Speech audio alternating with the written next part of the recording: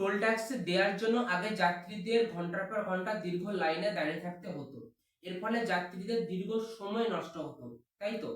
তাই যাত্রীদের আরো উন্নত পরিষেবা দেওয়ার জন্য চালু করা হয় ফাস্ট্যাগ পেমেন্ট।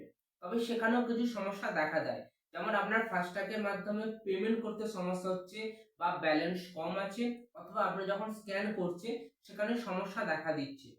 এই টোল পেমেন্টকে সম্পূর্ণ ডিজিটাল বা ক্যাশলেস করার জন্য আগামী 15ই নভেম্বর থেকে গুরুত্বপূর্ণ নিয়মের পরিবর্তন করা হচ্ছে। এর ফলে কতটা লাভবান হবেন যাত্রীরা, এবং বিশেষ কিছু ক্ষেত্রে এই ভুলগুলি করলে আপনাকে দিতে হবে দ্বিগুণ অর্থ। বিস্তারিত আজকের এই ভিডিওটিতে আমি আপনাদের সাথে আলোচনা করতে চলেছি, তাই ভিডিওটি বিনা স্কিপ করে সম্পূর্ণ দেখবেন। এই ভিডিওটি বেশি বেশি করে শেয়ার করবেন আপনার পরিচিত সমস্ত ব্যক্তিদের সাথে। এরকম ইউনিক ও হেল্পফুলি ভিডিও পেতে ভিডিওকে লাইক ও হাইপ এবং চ্যানেলটিকে সাবস্ক্রাইব করে পাশে থাকুন। তো চলুন আজকের ভিডিও শুরু করা যাক। ভিডিও শুরুতে দেখে নেওয়া যাক আগামী 15ই নভেম্বর থেকে কোন কোন নিয়মের পরিবর্তন করা হচ্ছে। যদি আপনার টোল বুথে ফাস্ট্যাগ কাজ না করে তাহলে আপনি ইউপিআই এর মাধ্যমে পেমেন্ট করতে পারেন, তবে সেক্ষেত্রে আপনাকে কিছু টাকা অতিরিক্ত দিতে হবে।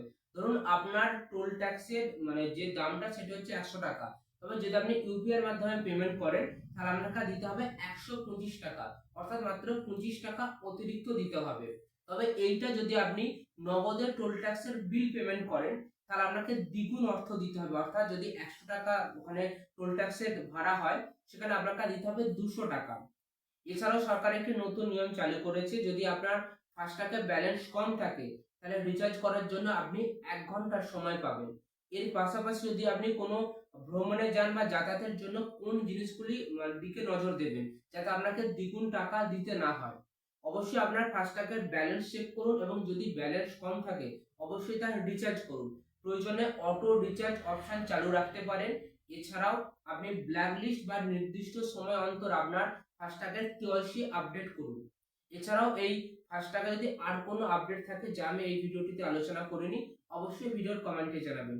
তো চলুন দেখা হচ্ছে পরবর্তী কোনো ইউনিক ও হেল্পফুল ভিডিওতে।